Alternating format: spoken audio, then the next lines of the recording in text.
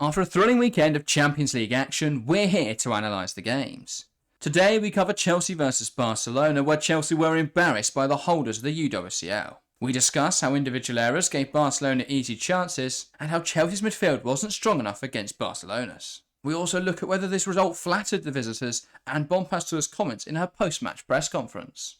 This is our tactical analysis of Chelsea 1, Barcelona 4. Alright, let's get into it then. Chelsea-Barcelona analysis. It's the one that Barcelona fans have been waiting patiently, and in some cases impatiently for the last 4 days. And we're going to be talking about Chelsea's performance in this game. We're going to be talking about what Barcelona did incredibly well, what Chelsea didn't do so well, and basically our thoughts from the game. Let's start with the overarching analysis then, because I think a lot of people will look at this game and make the easy analysis that Chelsea didn't play very well, or the assumption that Chelsea didn't play very well and that Barcelona were completely dominant across both games. But I don't think that's incredibly true. I think what Bompastor said in the press conference was quite accurate, talking about how I think the scoreline was really kind to Barcelona. I don't think that Chelsea played that badly in terms of structure. I think there's a lot of individual errors, but what Bompastor said was that gap is closer than the scoreline made it look. And I think that's true, because especially in this second leg, for large parts of the game, Chelsea were the better side. They held on to the ball. The problem was creating chances and defending transitions. And a lot of those moments came from individual errors. Yeah, I think that on paper, I agree. I don't think the gap is as far as an 8-2 drubbing on aggregate. But I think it's difficult to argue that across yeah, maybe 8-2 is a little bit extreme, but I still think across 180 minutes, Barcelona made the gap look bigger than it was, and Chelsea allowed them to do that. And that part of the play from Chelsea just wasn't good enough. They didn't show up, and I think that it's difficult because, yeah, on paper, I think these sides are a lot closer. Last year they proved it. You know, only Barcelona only winning by a goal on aggregate.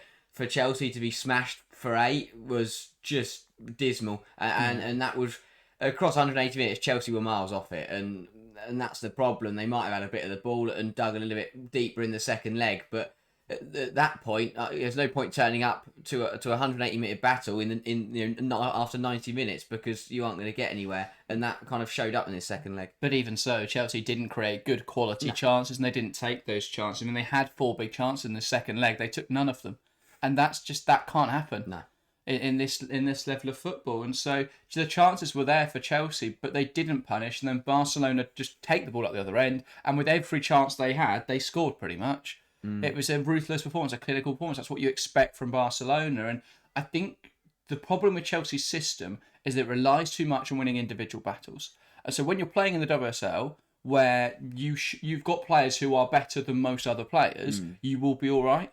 But when you're playing Barcelona and you rely on individuals, I mean, to be fair, we even saw it in the Man United game last night, where there was an over-reliance on players having to beat others. And we saw a lot of Baltimore having to try and take on Riviere, and she would lose that battle quite consistently. And that's the problem. When you rely too heavily on that individual quality, I think it does then mean that in these bigger games where you're playing against higher quality oppositions, it's very difficult to get a result. And actually what we saw was when Chelsea switched to a 5-3-2, I thought Chelsea looked a lot more solid defensively. They dealt with Barcelona a lot better. Obviously, there was only 1 goal in the second half for Barcelona. That was really poor from Niamh Charles, and we'll get to that. But I think once Chelsea had switched formation and stopped trying to match Barcelona player for player, it worked much better. And let's get on to the first goal then. Obviously, Chelsea had the measure of play, I think, for the first 25 minutes. Barcelona hadn't really come forwards yet. But Chelsea couldn't find the back of the net. There was chances, there was glimpses, there was moments, nothing able to get past Catalina Cole, though. There was that chance just before the goal for Siok and Nuskum where she just got to put a bit more behind it and place it away from the goalkeeper, but it was a soft shot straight at the keeper. Barcelona break from that position, and what we immediately see then from this screen grab is that we've got 2 players marking one in Eva Payot. And this is a problem for a lot of the game, with players seemingly doing the same job. You've got Walsh and Germer here. So Germer's pushed up to her striker. That's normal. You've got Walsh as well. Now, if there's 2 players on one, Chelsea should win that ball back. Somehow, Payot controls this ball and then plays it around the corner into Aitana Bonmati with a lot of space to run into. And as we look from this second screenshot at the space that's been vacated by Naomi Germer, that's a lot of space. So one or two things has to happen here. Either Kira Walsh has to read that Gurma's going to follow Payor and drop him, or Gurma's got to has got to communicate with Walsh and say, you take Payor, I'm going to drop back into the back line. None of that happens. So 2 players follow Eva Payor. She plays the ball into Bonmati, and there's this huge chasm of space, as shown by this yellow bit on this graphic, where Bonmati is going to run into. And that's a big problem for Chelsea, because Aitana Bonmati running into clean space isn't a great way to defend. And obviously, Niamh Charles comes across. I think for me, she's got to take Bonmati out there. And I think she tries to, but completely misses it. You've got to take the yellow at that stage of the game, because if not, you let her run. And she did let her run. And then obviously Bright couldn't really close that angle down quick enough. She does well to get near it. And then it's fired into the roof of the net at the near post. I think whenever it's a near post goal, you usually say the keeper's got to do better. But the way it's fired into the roof of the net, I'm not really sure what more Hampton can do in that one. No, not at all. And you see quite a few of them actually near post goals that keepers can't do much about. But it's one of the easiest goals Bonmati will score all season. She looked up and, the seas had just parted for her and she could just keep running straight through to goal. But that is the problem when you do try and recruit loads and strengthen your side in January, is that in Welsh and Gurma, and because Gurma got injured, you got 2 players there who just haven't played with each other, so there's no communication between the 2 of them as to who's doing what, and they get in a complete muddle, and it leads to his first goal, and again, it set the tone, for similar to Lyon really, how their early error set the tone for the game. This early error from Chelsea set the tone for the match as they went on, and more errors just kept happening, and it wasn't too early to be fair, 26 minutes, but I get your point. Yeah, as soon as you make that first error, it just spirals downwards, and it did get worse. But yeah, it was a complete lack of communication, and Bonmati at times over that run didn't have a Chelsea shirt near her for a good 5-10 yards. That's simply not good enough when you're playing against the best side in the world. Yeah, completely agree. And I think what was echoed throughout this game, what was apparent throughout this game, is that there's a feeling every time Barcelona came forwards, it looked like they were going to score. And I think that's a huge problem for Chelsea. I think it's more of a mentality thing. I think that's why players make these mistakes, because they play against Barcelona and, for lack of a better term, they shit the bed. We've seen that quite a lot with different teams throughout this season. But it's frustrating. And obviously the second half was different and we saw a slightly different shape. And I think that worked much better. But what we saw from Manchester City earlier this season was a textbook on how to beat Barcelona. Yeah. Play narrow, play compact, and look to counter. And it felt like every other team that's played them has completely ignored that, including Man City themselves, who forgot that when they played them in the reverse fixture at the end of 2024. But yeah, just no one wants to play that way. And they give Barcelona all of this space to use, and they're going to exploit that. I think Arsenal's going to be a really interesting one, because we know Arsenal on their day can defend well. We saw that against Lyon, but it is going to be a different kettle of fish, the final. The second goal then, Eva Payor in the 41st minute, and this was the glut of goals right before half-time that really killed any belief in the second half. But Payor scoring. Let's have a look then at this screenshot. So what I've highlighted with this is Chelsea's out of possession structure, because I saw this screenshot and I wanted to cry. If I saw this at any level of football, I would be confused as to what I was watching, because as we can see here, let's start with the back line. Charles, Gurma, Bright, normal-ish positioning. Maybe Charles should get a little tighter to Hansen, a little quicker. She does well in the end to get close to her. That's fairly normal. Now let's look where Lucy Bronze is, because apparently she's become a middle midfielder based on her positioning. Don't really know who she's marking. I'm not sure she knows who she's marking, and that is a big problem. And so just not holding her back line, her place in the back line at all. Then we've got the pivot of Walsh and Nusken, where Walsh is pretty much playing as a third centre-back. And actually, maybe if you put Walsh into this back five momentarily, and then Carnereid, who's tracked the winger, if you put that into a back five, that's what Chelsea looked like in the second half, and that would look solid. But in this one, you've got Bronze out of position. And then the front three, or well, not Myra Ramirez staying on the attacking line, but that three behind her is lined up a little bit lopsided. And I don't really know why Sondy Baltimore is so high in this position. Barcelona are coming forward. That should be tracking. She should be tracking back. That's the moment where you track back. And I just think it's too easy. I mean, Bonmati here is walking around the middle of the pitch. She plays the ball out wide to Caroline Graham Hansen. We've got another screenshot here that sort of shows the distancing and the space. Again, I think Germer and Walsh this whole game were playing the same position. It's here again. You can see it. They're marking the same position, and that is a huge problem. But Hansen in this acre of space, Hansen does really well to take on Neve Charles. I thought Charles was really weak against Hansen, and probably because she's not played a whole lot of football this season. Obviously through injury, and then through Baltimore being preferred for a lot of the big games. We're not really seen much of Charles, but she got bullied by Hansen in this 1v1. Hansen plays the ball across the box, and Millie Bright's completely forgotten that she needs to mark Ava Payor, and Payor runs free and scores. Got to be goal side, and they've got to anticipate that. But and again, it's another problem for Chelsea. It's individuals making errors, but I do think with this one there were structural problems. But I think the structural problems come from players not being in the position they're supposed to be. Because if Juan Pasteur's tactic is to have Bronze just stood in midfield marking no one, I've got huge question marks over what she's doing. I don't think that's the case. I think it's more Bronze being out of position in that moment. And that's, again, another individual error. And I think a lot of this came down to Chelsea relying on 1v1s and losing those 1v1s. And that is a problem because it's way too rigid, this structure. They're going player for player, but it means that players can get dragged out. And as soon as Hansen beats Charles, suddenly there's no one else on her because everyone else is marking a player. And actually, I think what we saw in the second half was a bit more of a switch to zonal because Chelsea were able to play a 5-back. So they had a bit more flexibility. I know obviously Germer's injured, but I thought the decision to bring her off at halftime was perhaps the weirdest one because, yes, her and Walsh were playing pretty much the same position, but Germer looked fairly solid, and she was one of the only defenders who didn't make quite a clear and obvious error. I think with where she's following Payor, it's pretty natural for a centre-back to follow the striker. There, the defence midfielder's got a sweep round, and she just doesn't, Kira Walsh. So that was a real frustration. But again, communication's not there, comfortability's not there. That was a huge problem. So relying on player to player when you're playing a team like Barcelona is incredibly risky because Barcelona have better players.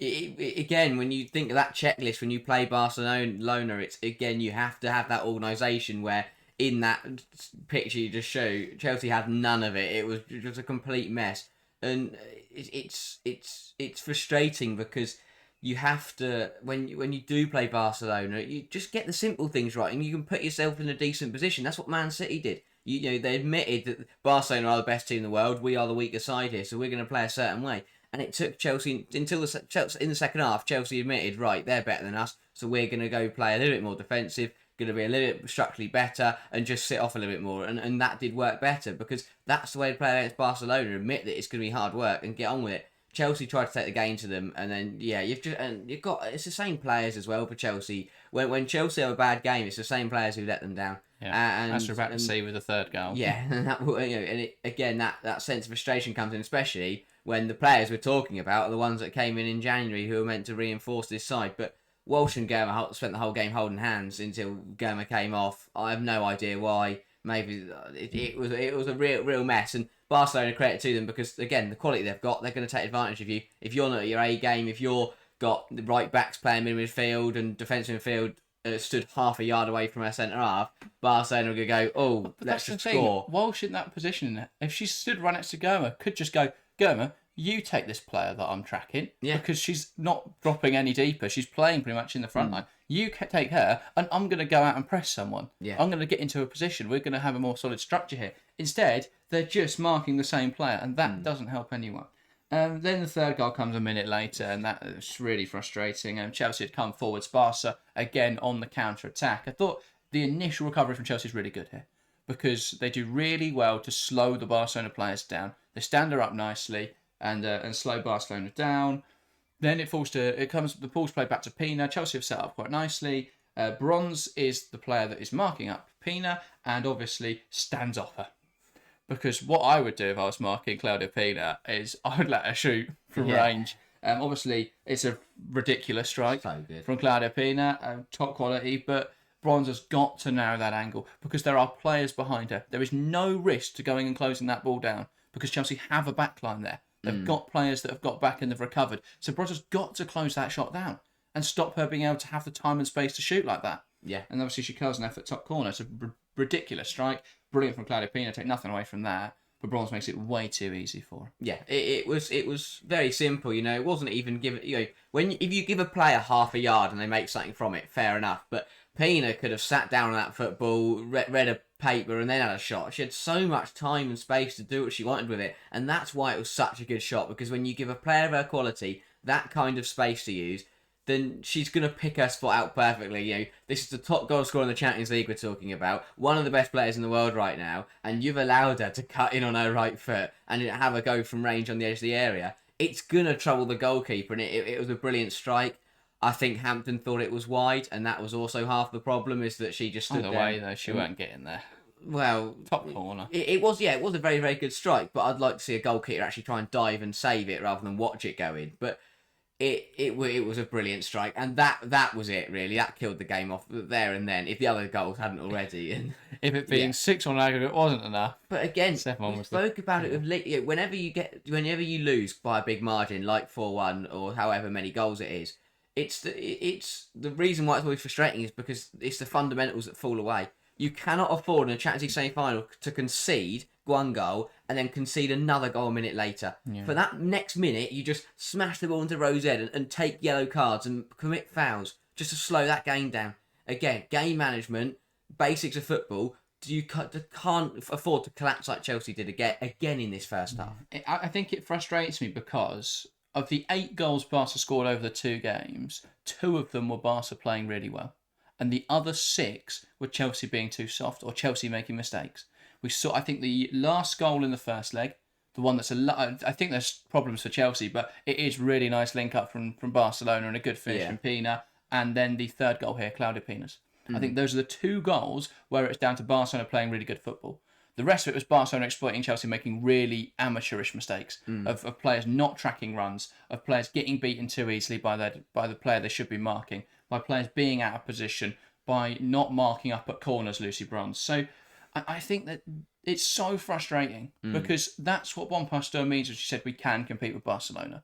Because on our day, when Chelsea play as they should, they would compete with Barcelona. The problem is when it gets round to that time, players don't perform. And I do think though, and a problem with Chelsea this season has been they looked incredibly tired in both the games, which Barcelona didn't. And of course, when you're playing a Barcelona team who are running you ragged, you're going to look a bit more tired. Yeah. But there was a huge disparity. A Chelsea team that looked lethargic against a Barca team that looked refreshed. And it's the same thing we've been talking about with the WSL for years now. It's a really difficult league to win because of the quality of all the teams. Chelsea almost need to have 2 teams next year if they want to win the Champions League. Because if not, it becomes incredibly difficult to compete in 4 different competitions because of the quality of the WSL. And because of obviously how difficult it is to win the Champions League anyway. So I think in that regard, Chelsea looked incredibly tight, but it was a frustrating performance. If Barcelona beat you because Barcelona are incredible, there's no shame in that. But when Barcelona beat you because you give them too much respect and you allow them to play and you make mistakes, that's when it's frustrating, and that's when, as a fan, it really pisses me off. Yeah. Because players shouldn't be making mistakes like that at this level. I think that is a huge source of frustration for a lot of Chelsea fans. But Chelsea fans are still celebrating in the end. Let's get to the 4th goal. Parallelo. Not much to analyse. Don't know what Niamh Charles was even thinking, trying to do here. Get it back to your goalkeeper or kick out of play.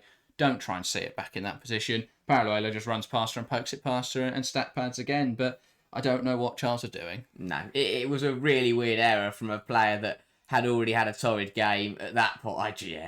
I don't think she knew what to do with it, so she thought, I'm not going to do anything, and that just doesn't work again. And Parallelo, kicks it past her. I don't even think it didn't really feel like a shot for Parallelo. No, it didn't. It felt more like she was tackling Charles and just happened to knock the ball past Hampton. But it gave Barcelona another goal to celebrate. Yeah, and then obviously Captain scored, which apparently the Chelsea fans were delighted with that. I was shocked at Stamford Bridge. Everyone jumping up and down, celebrating. Don't get me wrong, applaud it, but at 8-2, it was embarrassing. I wanted to boo at the final. I saw the people are cheering.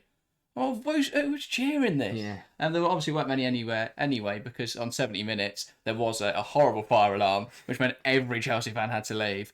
But yeah, I thought it's just a really frustrating performance. Chelsea went down without too much of a fight, and I think in a year where we expected Chelsea to be as close to Barcelona as they've ever been, where we expected them to be able to compete at that level, it's a really frustrating one. I think this was an opportunity for Chelsea in a year that I don't think Barcelona are as good as they have been in previous years. I thought this was an opportunity Chelsea could exploit. Unfortunately, they didn't. I think last year's Chelsea team probably beats this Barcelona team because I think Hayes would have set it up in the right way.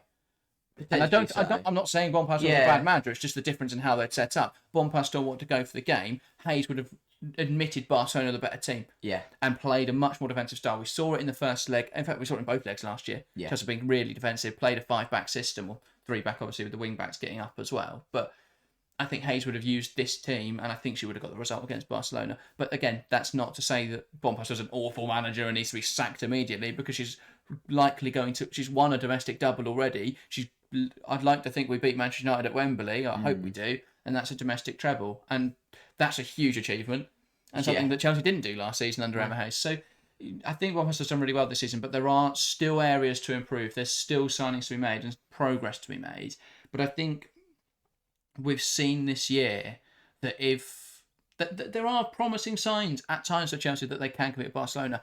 A lot of this result over the 2 legs came from individual errors, and that's really frustrating. This is a missed opportunity because if you think about it, 4 years ago in the final, Barcelona completely outclassed Chelsea. The semi-final the year after that was, again, it was a close match, but Barcelona's quality prevailed. Then the semi-final year after that, last year's semi-final, was one that could have gone either way, and because of other factors, it did fall to Barcelona. So it felt like over those last the final, the semi-final, coming into this year, Chelsea had worked their way from being battered by Barcelona to being really competitive. And it feels like Chelsea have just gone and thrown all of that away again. Yeah. So next year's a big year, but credit to Barcelona because they took advantage of Chelsea and they played very, very well. They've put themselves through to another final, another opportunity to make it. Will it be 4 Champions Leagues in a row? Is there to win this one? Absolutely absurd. And they've got a very good opportunity against an Arsenal side who will make it difficult because, as I know we'll talk about it close to the time, but Arsenal will 3 in a row. 3 in a row. They lost to Lyon in 2020. Oh yeah, 4 finals in a row. 5 finals in a row. That is incredible. But it's just that is actually ridiculous. Yeah. But Arsenal will make it difficult for them, and I think that's the thing to remember. Is that Barcelona will do what we're saying, where they will admit that Barcelona are better. They'll play slightly more defensive. And, well, it may just work, but Barcelona, the quality they've got, deservedly go through to the final and will make a very, very good go of it. As a Chelsea fan, it feels like the lesser of 2 evils for Barcelona to win.